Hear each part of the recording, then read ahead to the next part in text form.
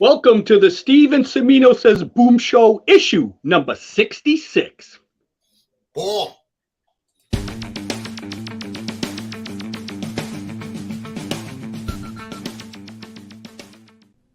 Hey everyone, welcome to Pop XP. And before the show starts, make sure to click that subscribe button and click the bell to get notifications when we go live and we upload awesome new content. And don't forget, if you can, make sure to share our stream on all your social media outlets. We appreciate it, and thanks for helping us grow the Pop XP channel.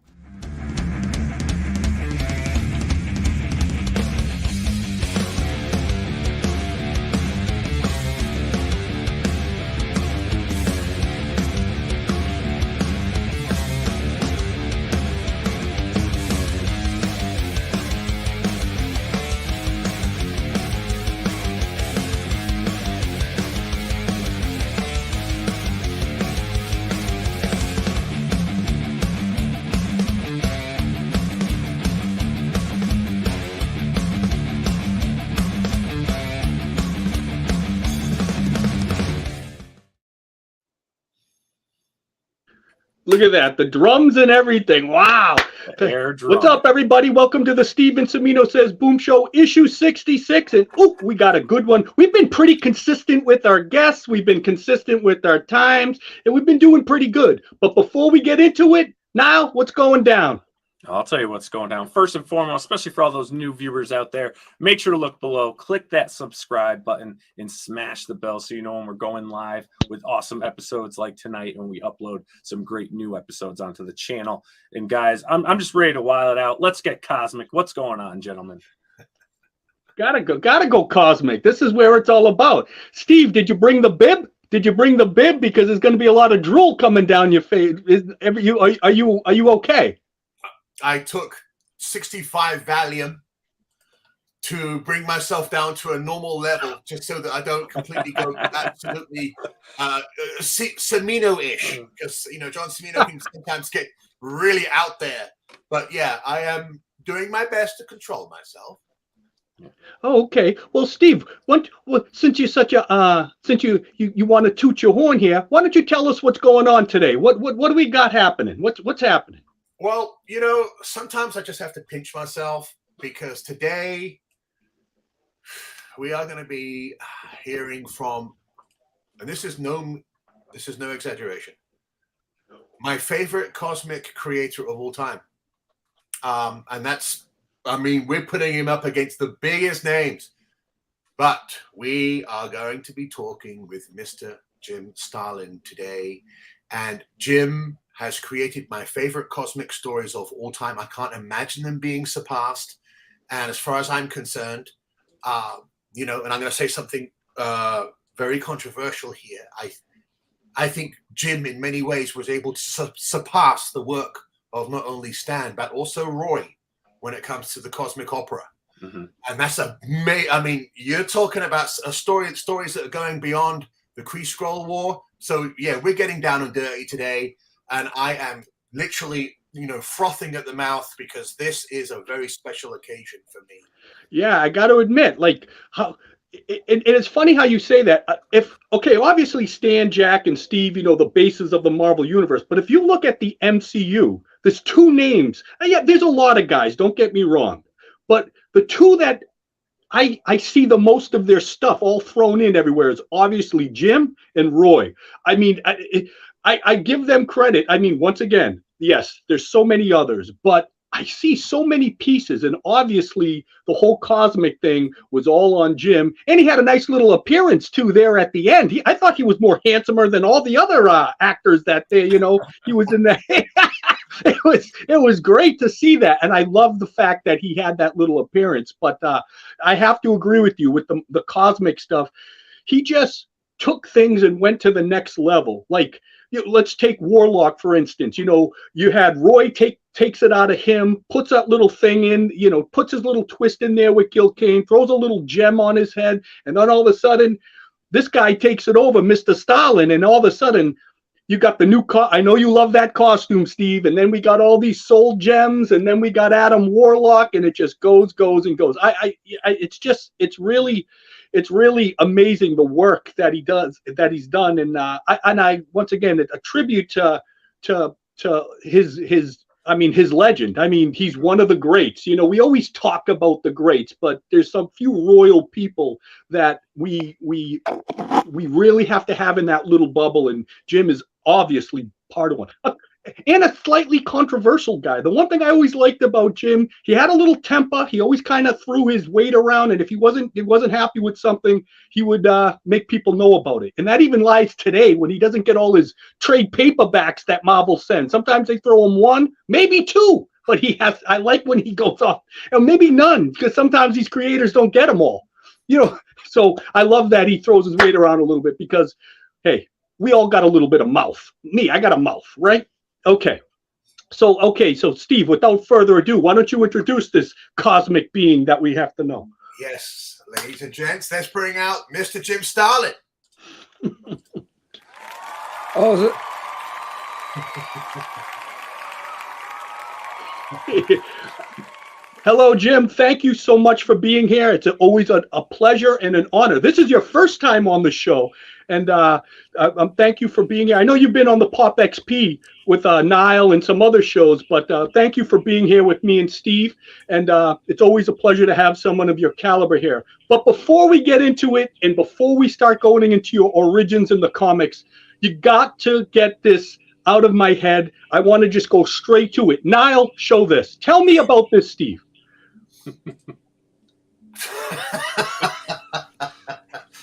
This little guy right here has been inspired by this. I'm talking about Daredevil 105, Baby Thanos. That has to be the greatest creation you've ever done. I didn't know it existed. When Steve showed me this, I was like, I can't believe he made a Baby Thanos. Now, Jim, it has been bothering me, keeping me up at night. Please tell me about Baby Thanos and why he was causing such a ruckus there. Tell me about that whole thing. I don't remember. You know, I'm sitting here is going, he's colored wrong. You know? Yes, he's colored wrong. As I recall, that was just a little Moondragon origin that I slapped together. Yes. And I don't remember what he was doing in the story at all, to tell you the truth. He was just there. You know, that's, God, I hate to say it, it's almost 50 years ago that. Yeah. Oh, I think what John has always been fascinated with is the fact that you have a little child there with his hands behind his back like he's an adult. yes. It's in a completely unchildlike, pose. He's already showing his dominance around everyone else, and I think John really likes that scene.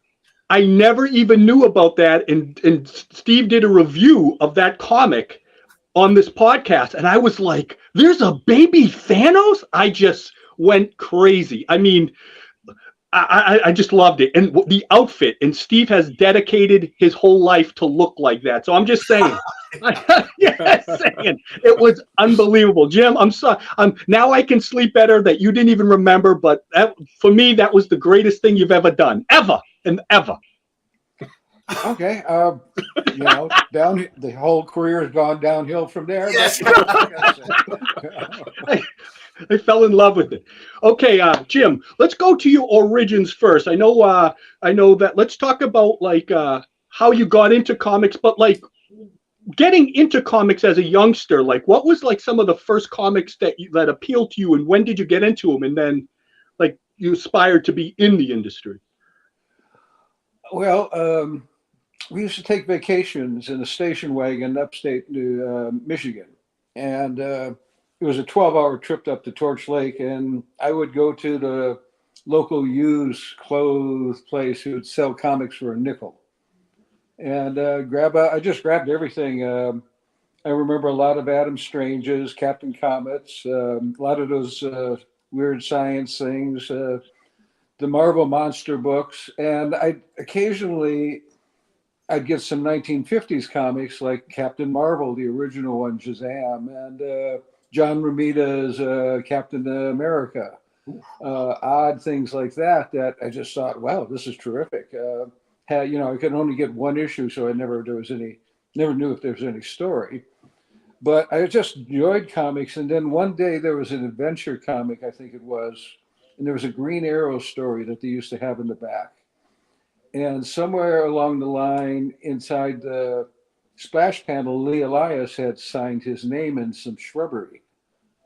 And it suddenly hit me that people were making these things. I was about 8 years old, so we hadn't really thought about career moves yet. But that set me right off there at that point. I said, that's what I'm going to do. I want to be a cartoonist, and never changed my mind after that.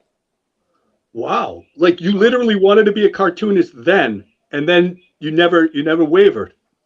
Yeah, my dad worked for Chrysler, and he was a draftsman at Chrysler. And he worked on dashboards and seats and stuff like that. And he figured one of his fringe benefits at the end of the day was he would steal as much tracing paper, number 2 pencils, and masking tape as he could jam into his briefcase. And he had the intention that he was going to use those for his woodworking hobby. I discovered I could trace off the comic books. Well, yeah. And, I started tracing them and eventually started drawing them, and a hobby became an obsession, which became a job, which became a career, which became a life. And so I owe it all to that tracing paper my dad used to steal. Wow. That's pretty interesting. So go ahead, Steve. So I want to fast forward a little bit after you've been reading comics for a while. Obviously you set your own path later on, but when you were reading, did you feel that there was something missing? Did you feel that there was something that you would be able to give to the industry that no one else was doing? Because I don't think people realize quite what you were able to accomplish. Before you had come along, the villains were black and white. The villain was some sort of maniacal guy, and the hero was some clean-cut guy. The lines begin to get a little bit grayish with characters like Doctor Doom, where there's beginnings of like, well, wait a minute, he's not just being evil for evil's sake.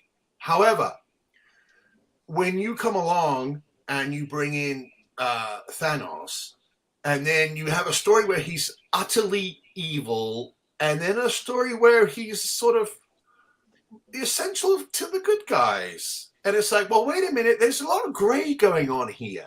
There's a lot of gray. So when I was reading the material, the first thing that struck me was, I wonder when you were first reading and you were, reading these villains and stuff for the first time, did you notice that they were just black and white and maybe one-dimensional and you could add something to them?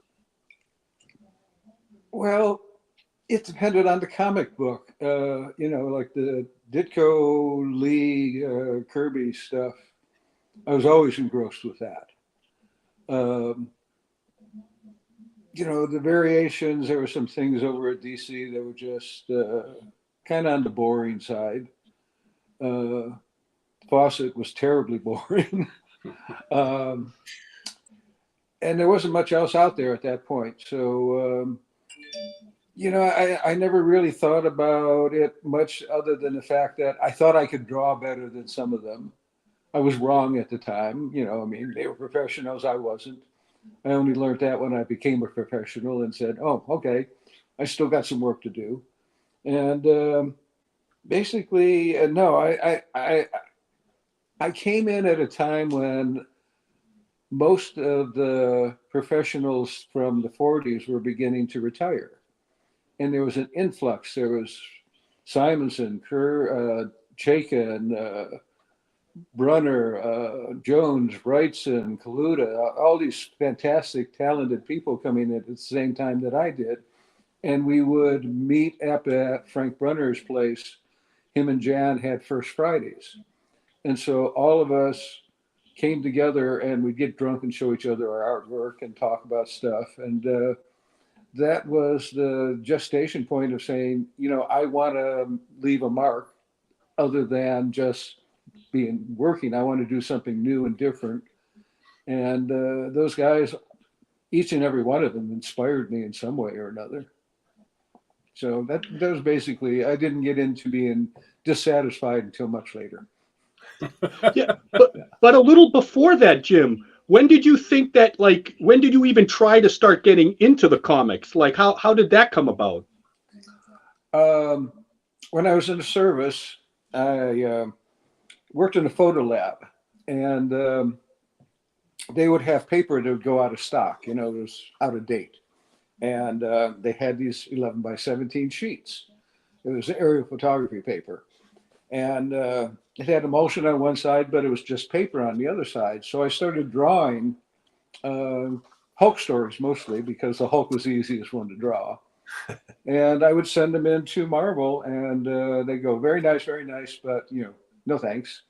But one day I finally got a letter back from Herb Trimpe, who said he really liked them.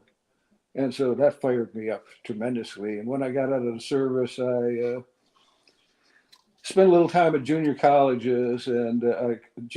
rather, and took a psych class, which Thanos came out of. It was a Freudian, a lecture about Freudian concepts, including Thanos and Eros, the dark and light sides of human nature. And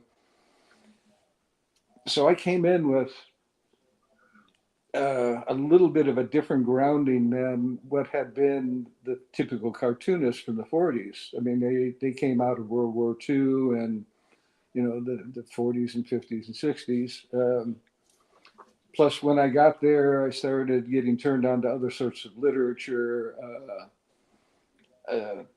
The classes in school that started me on Jung and a few other psychologists, and I got into some philosophers and Castaneda with the Don Juan series. And so a lot of the Warlock stuff and Captain Marvel, their gestation periods were in there when I was reading that strange collection of different things I was going through at that time.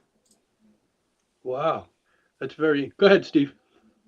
Yeah, it's definitely there's definitely a different feel, you know, because realistically speaking, you know, for me personally, the cosmic epic with multiple characters and extremely complex characterization was basically, you know, that was Roy's territory.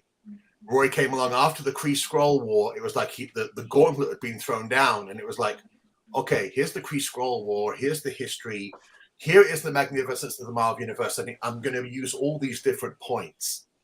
But when you're reading your work, it's just it's a different feel, and it's just a more personal feel. So instead of having character ranting and raving, it's just a couple of little words, you know, a couple of little sayings that, you know, you stop and go, oh, that's an interesting thing to say. And I hadn't had any writer do that to me yet. I've been going page to page, hey, you know, Stan, and I'm getting, so immediately I began to realize, it's like, wow, wait a minute, this is heavy stuff. And then sometimes you would get like, you would lose me a little bit. And I'm like, oh, what's going on here? And I'd have to go back and reread it. You know, so I was just wondering if you were aware, you know, maybe you weren't, maybe it was just at the time, you know, hey, I'm working and I'm just doing what I can. But were you aware that you were pushing the medium forward, or was that just something that you just couldn't comprehend? It's like, hey, I'm just here, I'm just working. Well, I made some conscious decisions once I started writing that I wanted it to be lyrical. Not just conversational. I wanted it to be poetic without being poetry. So, and the Captain Marvel and Warlock series in particular, and something I've been looking back at lately and thinking, I got to do more of that in Dreadstar. But, you know, I've been getting too conversational in him. And I'd like to get back there to some of that more flowery, I guess would be the nicest way to say it, you know, without being Elizabethan, just sit there and say, it's not just the way you say it, but it's the style and pace and content of what you're saying that's should keep people interested. Early on, when I was working up at Marvel itself in the office, they asked me to fill in these 2 pages of an Iron Man job. And it was a sequence with Happy Hogan. And he comes out of and I'm sorry if whoever wrote this damn thing, I'm going to tell it anyhow. He comes out of his office and he kicks over this trash can, and he's just had a fight with Pepper Potts, I guess. And he comes out and goes, "Look what that woman has made me become. She's turned me into a litter bug." And I sat there and went, I think I might be able to do better than that. And then Roy gave me the chance to write Captain Marvel, and it all worked out pretty well from there, I think. A litter bug, my God. Yeah, it's pretty horrible. Yeah. Well, now in your Iron Man thing, this is something that has been baffling me. I don't know if you've been ever asked this question, because when you gave Thanos to Roy and you presented Thanos, and I know Roy told me he loved that name, he was kind of a different type of character. Roy described him as a vampiric type of character that looked a little like Metron, but he's very much like Metron. Yeah, okay. Everybody keeps thinking I stole Darkseid. I stole Metron. Oh, really? Yeah, because look at the visor and all that. Oh, Metron was my favorite new god. Well, but what's interesting, Jim, you've said in a few interviews that Roy told you to take from the new gods and take from Darkseid to bulk them up. You said to bulk them up and that, yes. which I did a little bit. There is a drawing of him that I used in my portfolio to get work up at Marvel. I had him created before I ever came up to Marvel.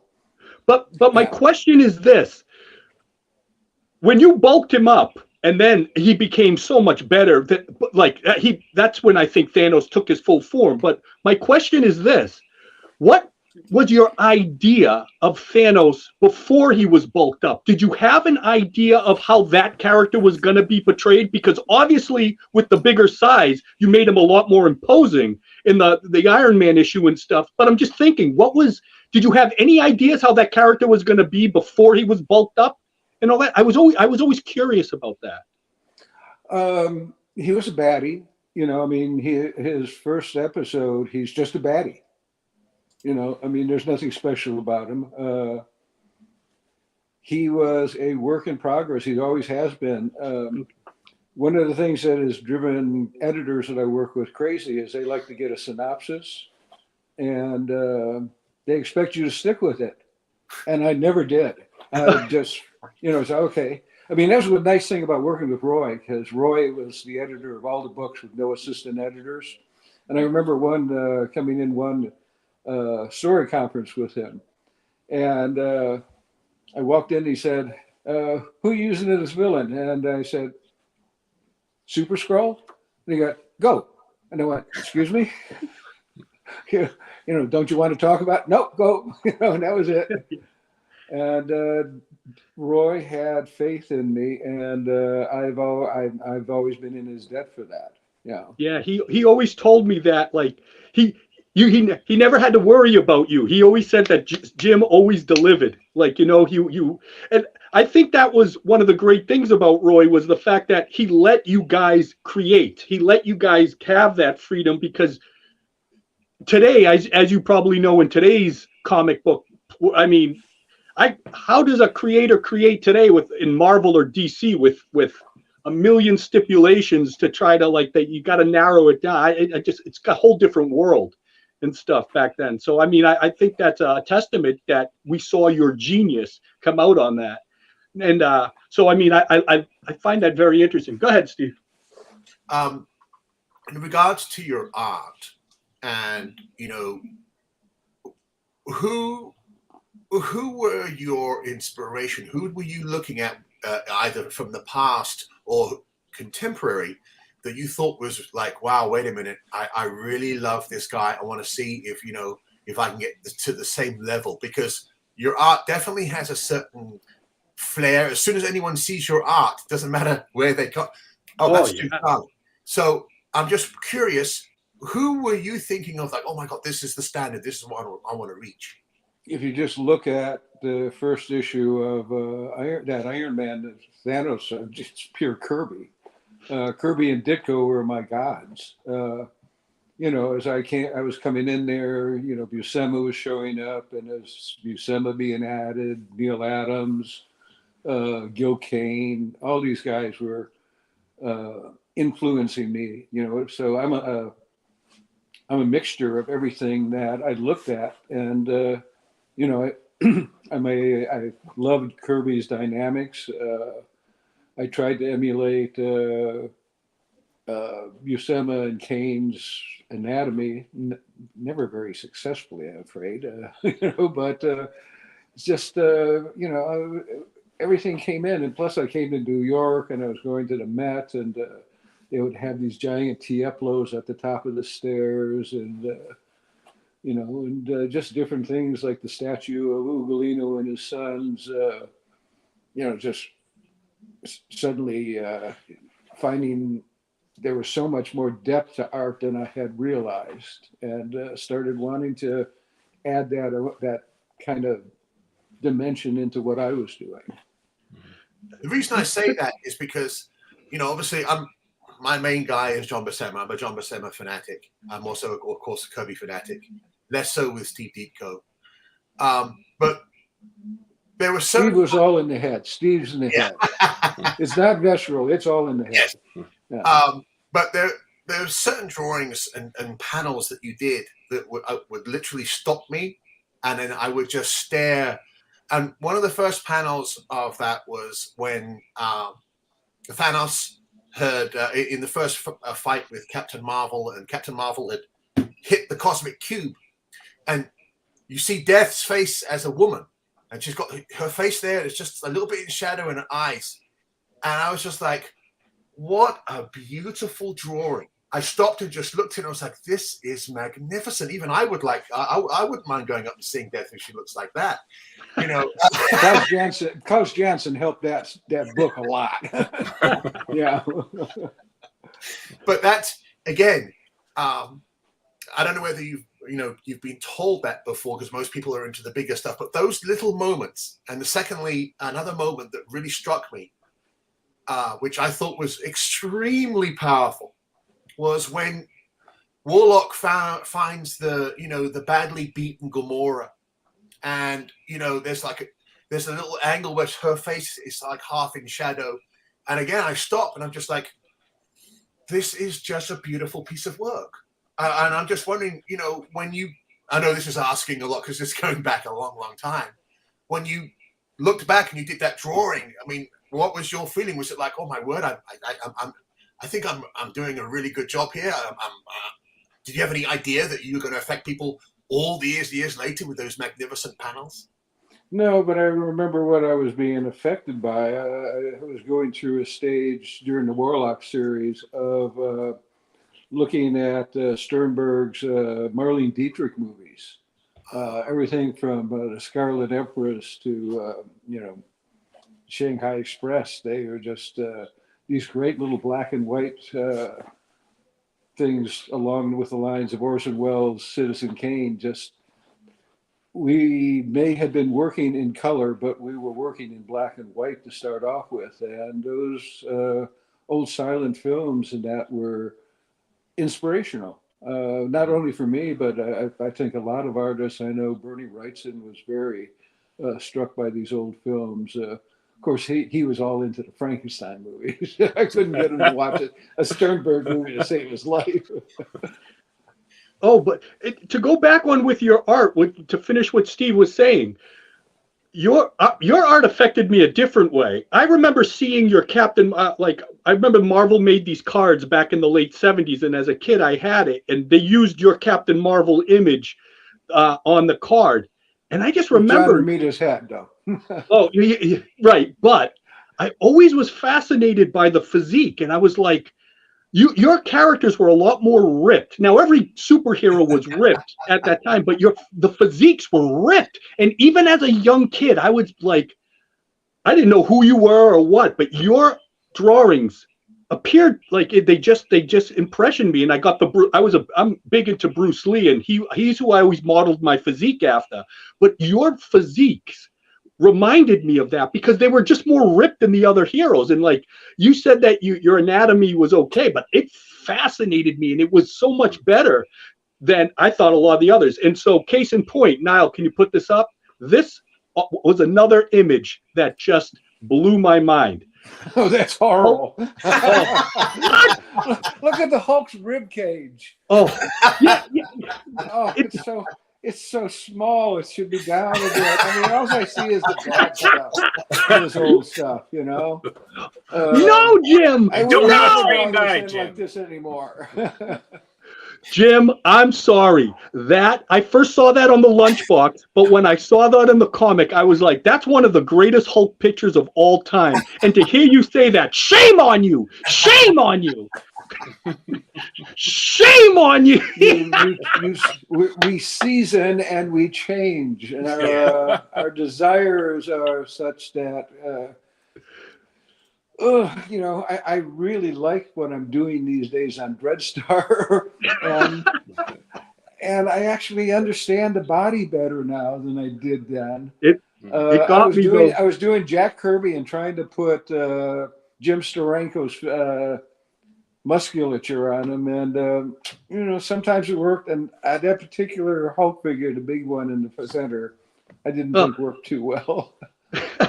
That also, I think, was when I first started inking too. So there's trouble there. Okay, but my question is this: obviously, on the Marvel superheroes, they were having some random covers, and you were doing a lot of covers for the world of Marvel too. Were you doing covers on those too?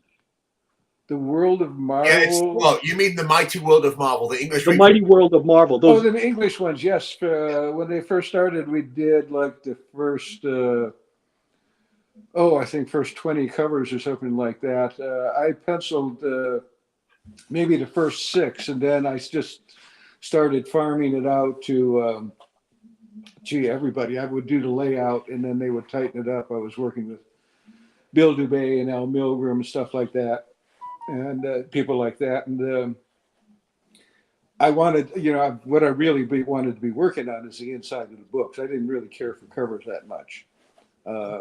I wanted to be working on Captain Marvel, but the covers helped pay the rent. So, you know, it worked out. Go ahead now. Yeah, let's go. I got a couple super chats here. We got the first one here from Joseph Fazio, $4.99. Thank you, Joseph. Jim and everyone here on the panel, thanks for everything. We got a celebration here. It's the first time this YouTube user has done a super chat, according to YouTube here. Thank you, Zealator, $5 super chat. Thanos I know who Quest. that is. That's Jackie. There you go. Hey, Jackie.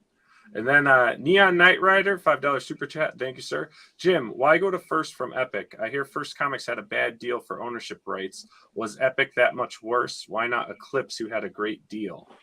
I got in trouble with somebody up at bookkeeping at Marvel, and my checks just disappeared. They would get cut, and they'd never make it into the mail. Somebody was tossing them in, and I went about 3 months without a paycheck.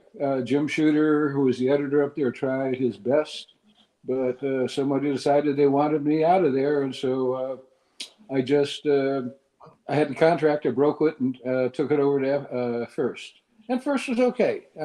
I kept my rights. I have to negotiate with them here now. I want to get in touch with them about the Peter David Dreadstars. We want to reprint those inside of Omnibus, like we did the 1,500 pages of stuff that I did. So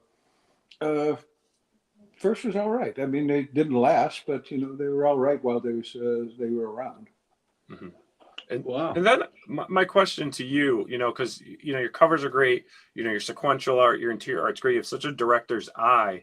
But what I'd like to know is, with a lot of the cosmic stuff you did, I mean, some of this, how you were envisioning the universe and the galaxy and everything. I mean, was there any process to that you made it? Because it's so eye-catching, and you feel, for the reader, it felt, for me personally, like so immersive. Was there something that you did to really conceptualize, your depiction of like the universe and the galaxy in the stories? It was a motivational thing. I hate drawing horses and cars. And so getting out into space and drawing spaceships is much more fun.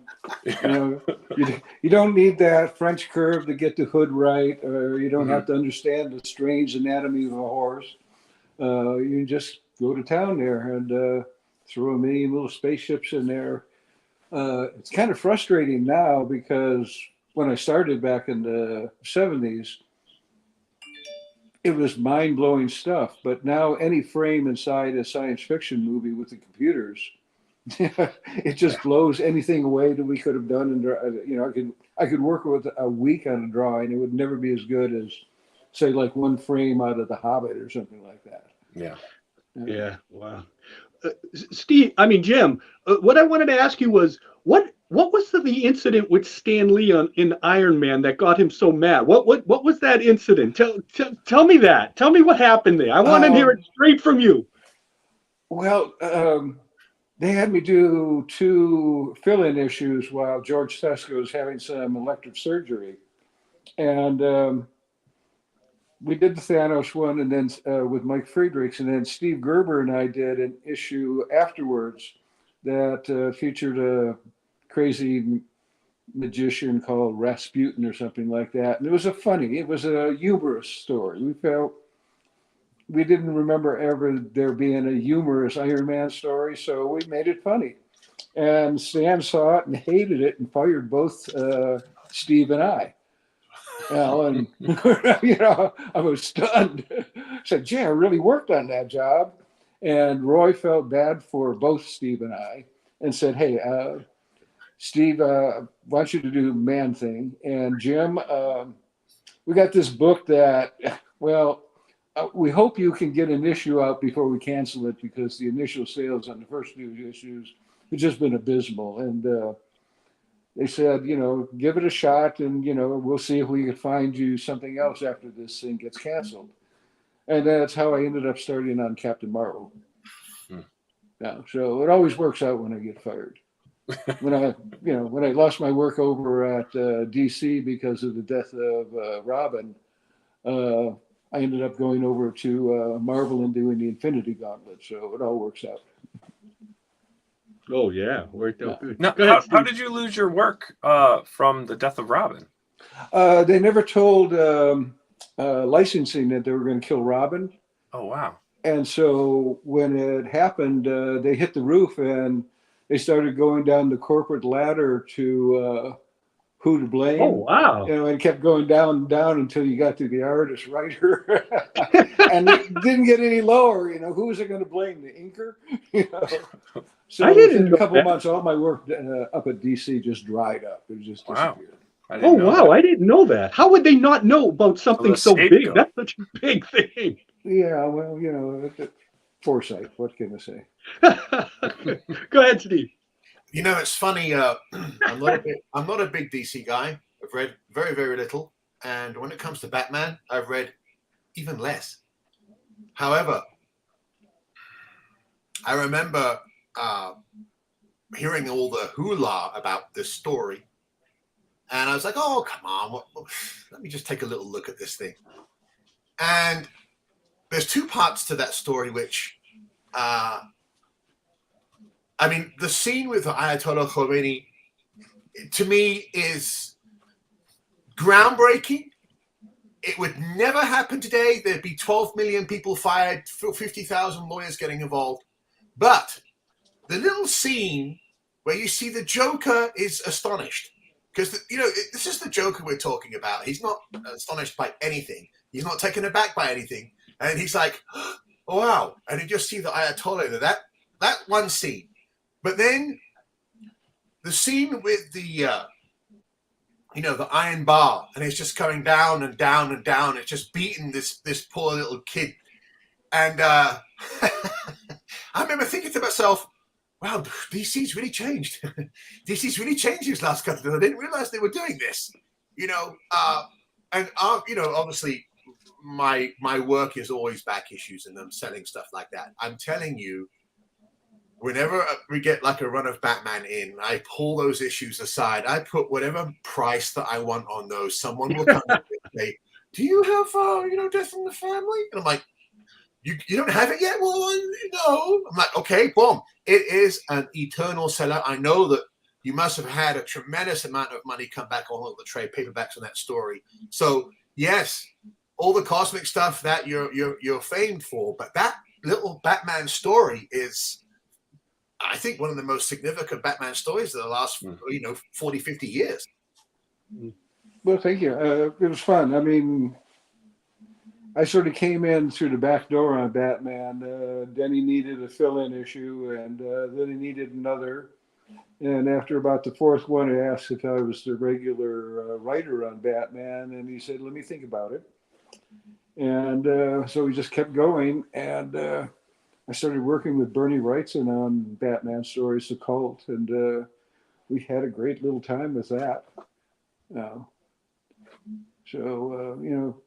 Basically, Batman was my John D. McDonald little stint as comics. It was my little crime story thing.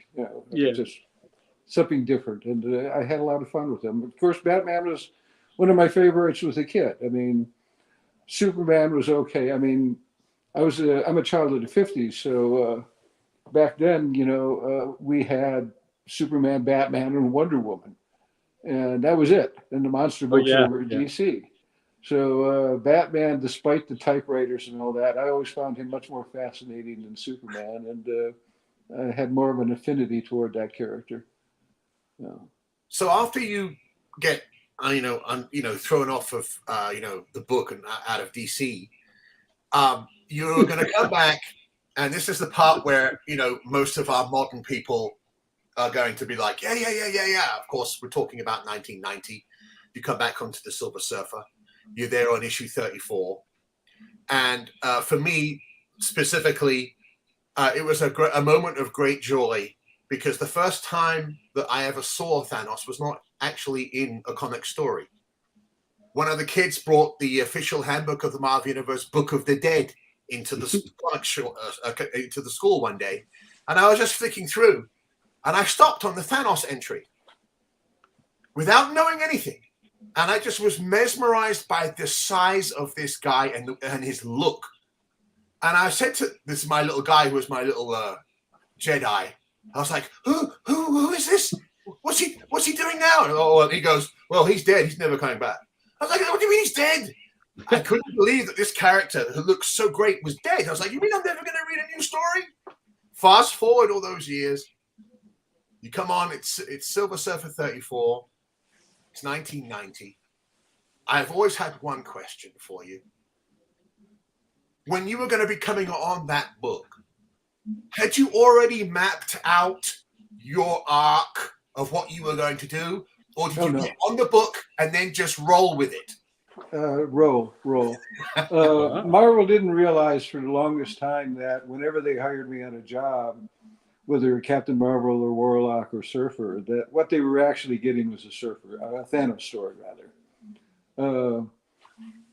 Nobody else wanted to work on the character. Nobody else touched him. Larry Lieber stuck him in a Spidey Super story where we get the Thanos helicopter, where he was robbing banks.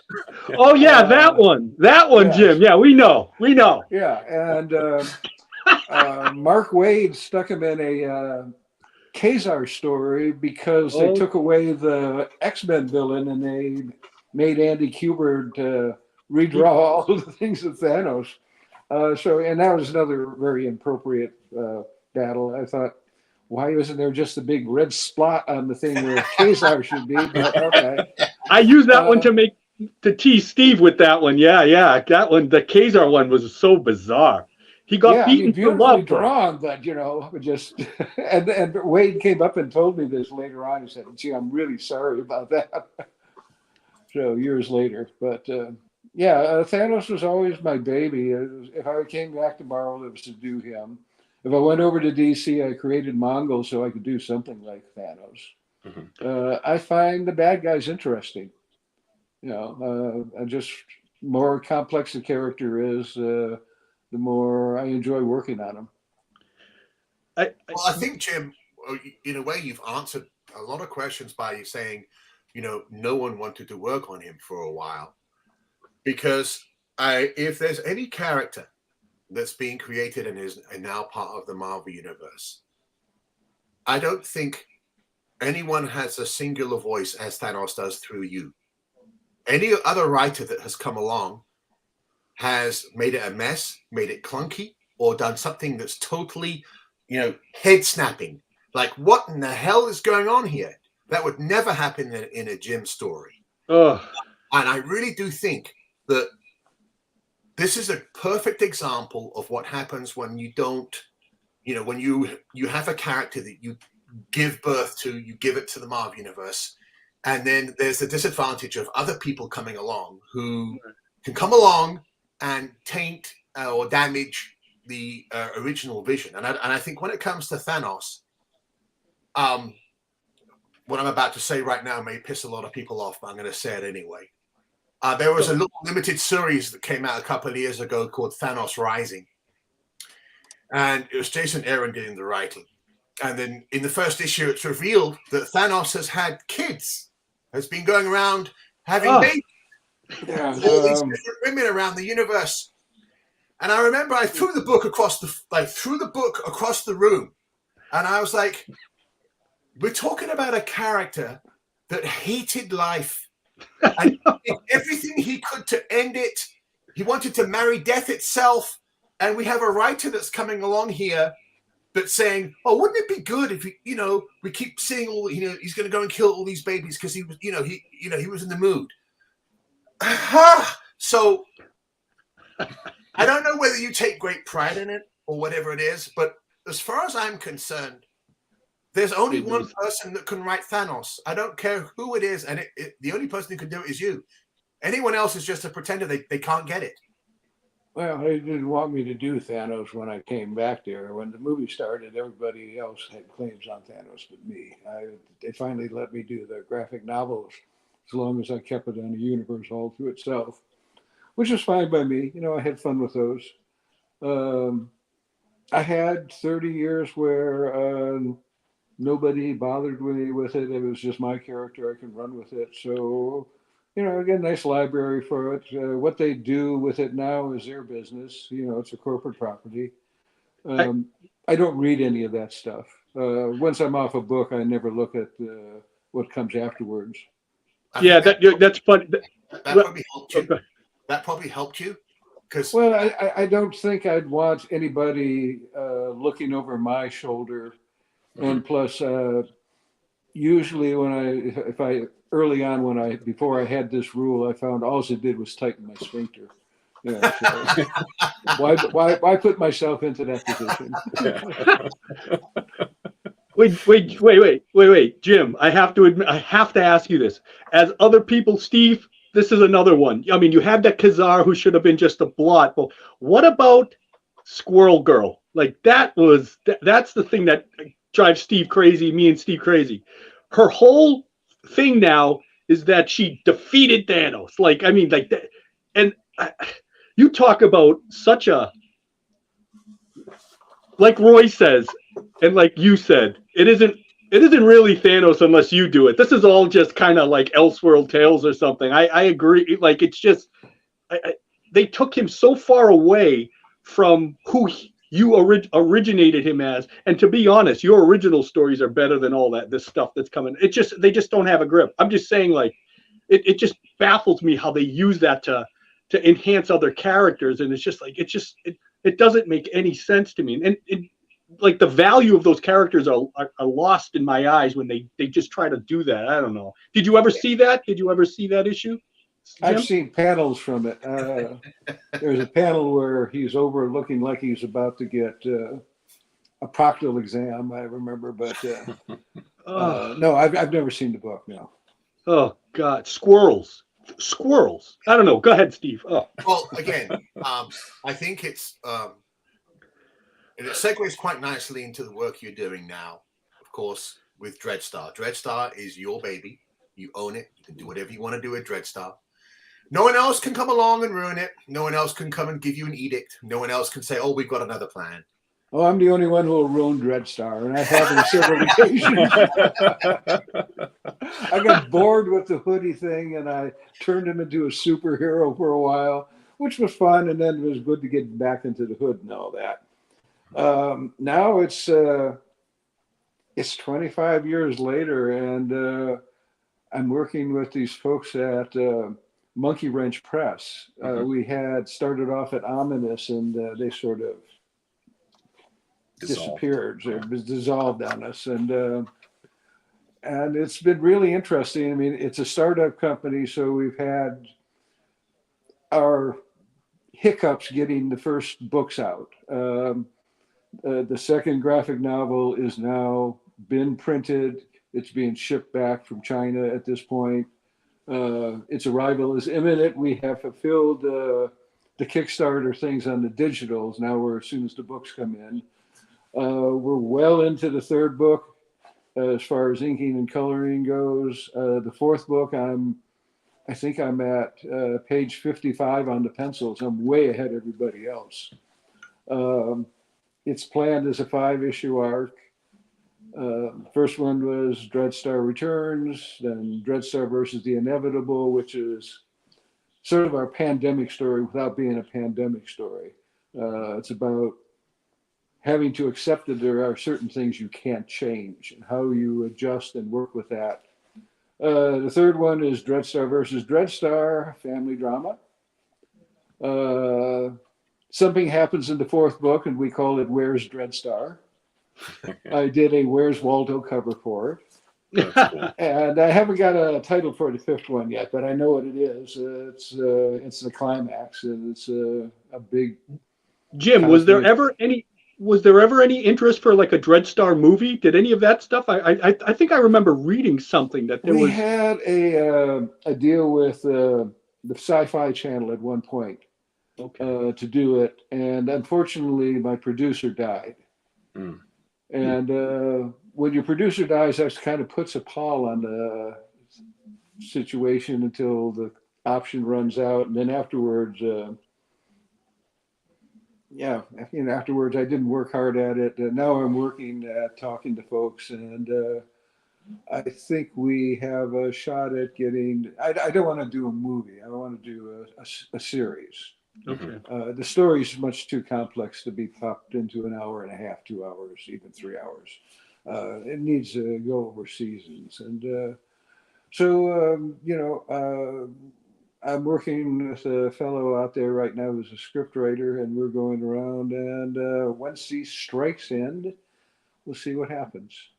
Good the luck writers are back, but the actors are still out. Mm-hmm. Good now. Oh, yeah. Now, so I know you've been working on Dreadstar for a while. That's been the main focus. Once these 5 books are done, are you going to move into just a whole new arc with Dreadstar, or do you have any other original creations you're looking to get into print? Well, I'm actually working on another series with Rags Morales. We did a 4-issue miniseries called Order and Outrage over at Dark Horse, and I didn't do anything to promote it, and because I was all absorbed in Dreadstar, and I feel terrible about it, and so it didn't sell all that well. But we are going to continue on with the series. We're going to take it over to Monkey Wrench, and Monkey Wrench and Dark Horse are working out a deal right now on how we're going to go about doing that, and other things. We're going to be. It looks like we may be partnering up with Dark Horse on some stuff here. Nice. And are you enjoying the direct-to-consumer market with the crowdfunding process? Yeah, basically the companies that I've worked with, whether it's Ominous or now Monkey Wrench, they take care of most of the business of doing the actual mechanics of the fundraising. I like it because it gives me complete freedom. Mm-hmm. There's no editor pulling out his hair because I'm not stayed with the plot. Some of the best things are things that come off the moment. There was a character in called Eon, who was in Metamorphosis, the Captain Marvel story. Yes. And his origin is, I was coming back from a party one night in New York City and stopped at a traffic light and sort of glanced around, and there was a bag of garbage over in the corner, a paper bag of garbage, and something oily had leaked on it. And I sort of looked at the image on that and went, well, that's pretty cool. And I went back and I drew Eon from that. And, you know, Eon's this floating turd with a face and an eye. Yes. And some hair on top. Yeah, he's 8 billion years old. And that's what was the bag looked like. And so I threw out a couple of Captain Marvel pages that I already done and stuck Eon in there. So I could do my paper bag turd, you know.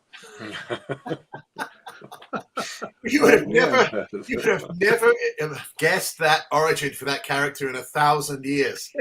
No, it should be much more cosmic, you know. It should have the enlightenment and the angels singing, you know, just garbage bag. Yeah. Go ahead, Steve. Well, that there is a beautiful example of, I think, something that is missing from the entire industry right now. And that is an unfettered imagination that is allowed to create. And if you have a good editor, you know, someone like Roy, that's, you know, slightly hands off. He's not going to be, you know, looking over your shoulder and saying, well, shouldn't you be doing this and shouldn't you be doing that? Your imagination, your story craftsmanship, the way you wanted to be, was allowed to flourish. And during that era now, when we look back on it, you know, the first thing that hits me is, wow, look how much freedom they had. Mm-hmm. I don't know, when I read your work and I read Steve Gerber's work and Steve Englehart's work, especially Steve Gerber. Yeah, you know, he loves Gerber. He loves Gerber too much. I'm just amazed by the sheer amount of freedom it seems that you guys had. And that freedom allowed for Marvel Phase 2 to succeed and push this juggernaut on into the next era. And I think a lot of people don't understand that if you had been micromanaged, or the next group of people had been completely micromanaged and their imaginations crushed and edicts would have come down, this beautiful 1970s explosion of ideas and stories and characters would have been squashed. And that's what's happening today. You know, so when I look at your work, that's what I see. You're still working today. What was your feelings about working in today's world, if you have any experience working with the big two in more modern contemporary times? Oh, I don't do anything with them anymore. You know, I had my run with them. They changed over the years, became more corporate. My in-run with Marvel was very bitter, so I, never go back to them. The whole Thanos thing. But they are what they are. These are pop culture creations, and comics are what they are of that time. I'd loathe to say that one era is better than another, because I don't want to turn into. I remember when Bernie Wrightson came around, Gil Kane hated his artwork because he called it masturbatory rendering.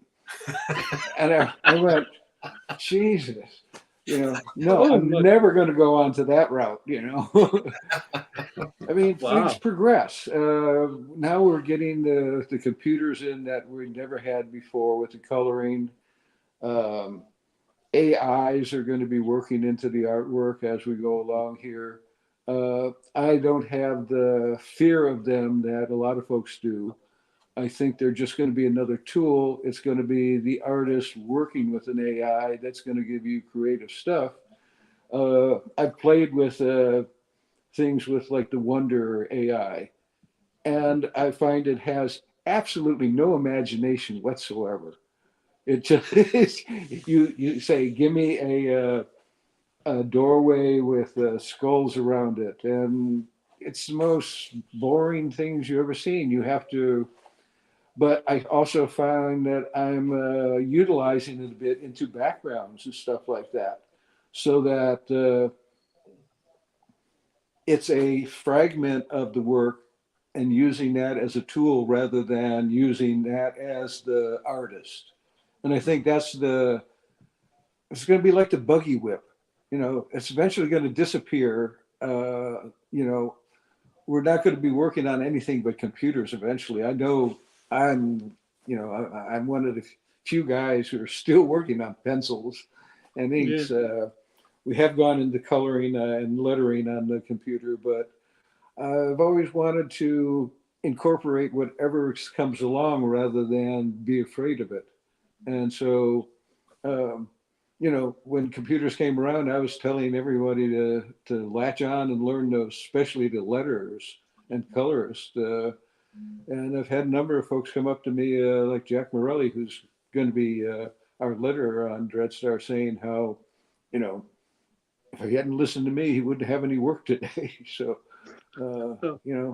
things change. And so you got to go with the change and incorporate it. Yeah. Or become a relic, And a lot of mainstream creators too are transitioning to their own publishing brands now and going independent. DC, I personally think just lost, some of the last of their big talent, with Ghost Machine, with Faybeck and all them starting their own, they're going now. Finding that we can make a better living doing this ourselves than depending on them. And, they were security of a form in the past, and they were insecurity at forms. I remember when Marvel at one point ran out of money, and the first people they stopped paying was the artist. They had to pay the printer, they had to pay the paper, they had to pay the execs. The artists didn't get paid for, a couple of months there, something like that. Mm-hmm. I was eating mustard sandwiches, I remember.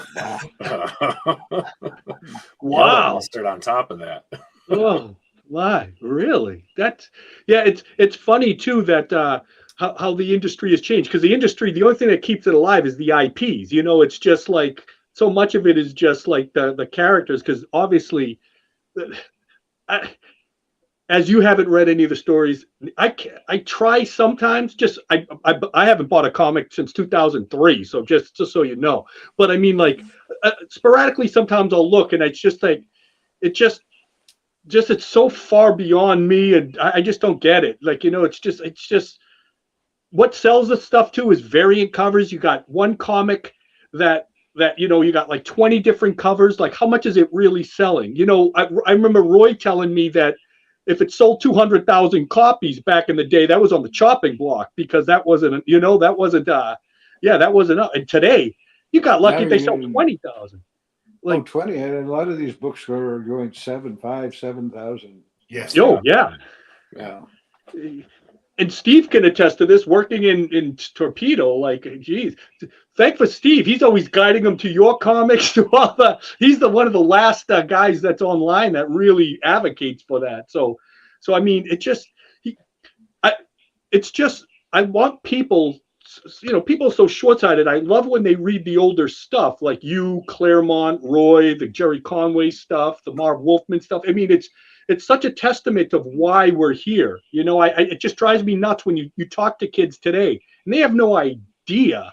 They have no idea of how they just know from the movies. But even if they read the comics, they have no idea about how the origin has been changed 1,000 times. It just drives me nuts that they have no idea. When you guys were reading comics or even writing comics, you guys respected the history of it too. And there's something so important about that. That lineage has kept it. Stan started that continuity. It kept it very strong, and you always wanted to go back, because when you start bucking that system, you start getting taken out of it, because no, that didn't happen. That never happened. He's doing that, and there's no explanation. Stuff drives me crazy. I don't know what you think about that with today's comics, Jim. I don't read many comics myself these days either. Occasionally somebody will turn me on to something like somebody's killing the children. I think that was one I just read recently. But, the big two companies are basically there was a history. There's no history anymore. They're now projects. They're this is the Catwoman, Batman, Love Fest comic, and it doesn't have anything to do with anything else that's happening. So if I was a kid, I would imagine I'd be coming in going, what the hell is this? This is all about? I don't understand. He did this in this issue, but you go over to this other book and he's got a whole different motivation. And I'm making myself sound like that old guy going, you shouldn't do these things. Well, Jim, just to, bring the mood up a little bit, I don't know whether you're aware of this. Obviously, you're probably not aware of it. You're not hearing stuff on the ground level. But, of course, with the success of the Avengers movies, we get people who would, still do come into the comic shop, and, they're like, well, I really love Thanos. What can I read? I really love Thanos. What can I read? Now, 15 years ago, they wouldn't have known who the hell Thanos was. It just wasn't going to happen. Thanos is now part of the modern pop culture vernacular and will always be. Mm-hmm. And the amount of those Infinity Gauntlet omnibuses that we have sold is astounding. And I know that you must be still getting some nice checks from Marvel in regards to all those trade paperback properties of work that you did that holds up so much. And I'm always trying to get like the follow-up. So I say, okay, you watch the film and stuff. Have you ever read any comics? No. And, because it's an expensive purchase, and then I'll say, okay, here's the Infinity Gauntlet omnibus. Okay. 9 times out of 10, the person is just like, this is so much better. Why didn't they do this? Why didn't they do that? And why didn't they do this? I'm like, well, you got to remember, okay, they had to squeeze everything in. But what here, you're reading the original source material. That is the gateway. That way is the little door that I can open and say, come on in. There may be some stuff going on in the modern Marvel universe, which is very interesting. But the more people come in and read that material, the more times those books go back into print, the more times that you get a nice check for all the work. I get to keep eating. Yes, thank you. Yeah. He gets to put bologna on that sandwich with the mustard. Yeah. Oh, we've worked our way up to Span at this point. Oh, damn! Wow. Wow. But okay, yeah. It's interesting when you talk about nobody knew who Thanos was. When I went to the first Avengers movie, I'd only heard about he was going to be in it at the end, like 2 days before. And so I went to a midnight showing, and as it happened, there was a comic book fan and a cartoon fan behind me. And they talked throughout the movie, but it was that kind of movie. So, but when Thanos finally shows up, the comic book fan exclaims, "It's Thanos!" And the cartoon fan goes, "Who's Thanos?" That's changed since then. Yes. Yeah. There's been a sea change since then. So, yeah. I know that, working with Marvel and doing that stuff is a dead thing, but the gift that you gave to, modern pop culture right now, it must give you some great satisfaction. That doesn't matter who it is. Could be like a little 5-year-old person. It's like, yeah, I've got my little plushy toy of Thanos. I like Thanos. And then all the way up to people, in their Starbucks, like, yeah, I really like Thanos and blah, blah. That's all because of you. It's kind of funny. I don't buy T-shirts. And as a result, people give me T-shirts. And as a result, a lot of my T-shirts have Thanos on it. And so I'm always surprised when people come up and say, oh, I love Thanos. I'm going, oh, cool. My kid did well. Yeah, it's funny. It's funny with the merchandise. I remember I told Roy, I remember seeing baby diapers with Ultron, and there was one with Thanos. And you think about these two nihilistic killing machines, and it's just like they're on baby diapers. And I thought that was the greatest thing. It was like, why would you have Ultron just wants to destroy the world, and you got this guy that just wants to kill everybody for the love of his life, and they're on baby diapers. That's incredible. I've had a number of people come up to me at conventions to say they've named their children Drax or Thanos. Oh wow! Oh And wow! I go, man, the burden they put on that kid. Yeah. I think the Drax would be a more difficult name. What's your name? Drax. Ah, that would be a tough one for a kid. I know someone would laugh, I think, go, oh yeah, I get that, but Drax. See, I think Drax would be kind of badass, you know? Hey guys, Drax is here. Yeah, Thanos. Well, who's this Greek kid? You know. Yeah. Jim, you wouldn't believe how many kids come up to Roy, and Chris. How many kids come here? My kid's name is Logan. At shows when we do this, I mean, it has to be.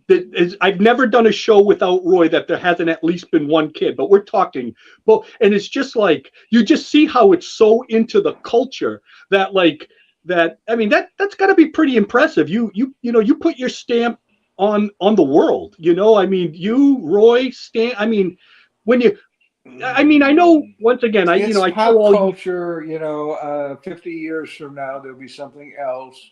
You got to keep perspective. It's not like I've created Sherlock Holmes.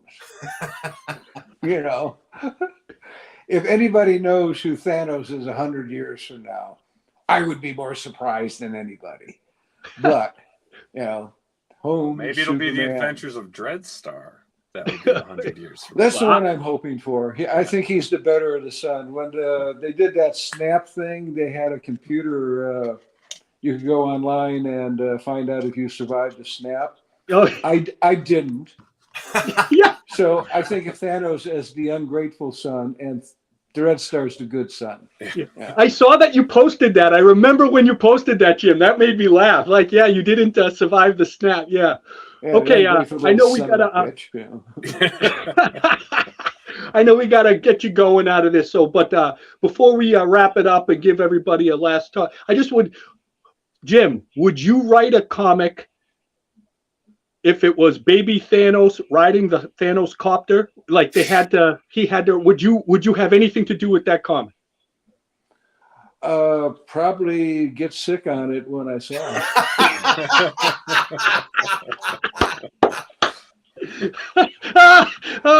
it. You can't escape that copter though. He had that as a weapon. It's everywhere. Somebody just sent me a drawing that they had Jim Salicrup. They paid Jim Salicrup to draw the Thanos copter.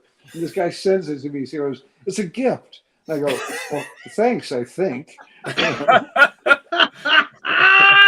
That's I love it. I can't. Go ahead, Steve. Any last words for Mr. Starlin? It's been a real pleasure today. And again, I want to express just how important your stories have been to me and to many, many others. And as far as I'm concerned, you're the preeminent cosmic writer in all of comic history. That's, there's a lot of very, very talented people out there, but I put you as number one there, and it's been an absolute honor to have you on the show and get your first accounts. But I came up on the backs of Kirby and Ditko and many others. Yeah, so let's never forget them. Yeah, absolutely. Now? Yeah, no, thanks again for coming on, Jim. Really appreciate it. Third time in 2023 you're on the channel.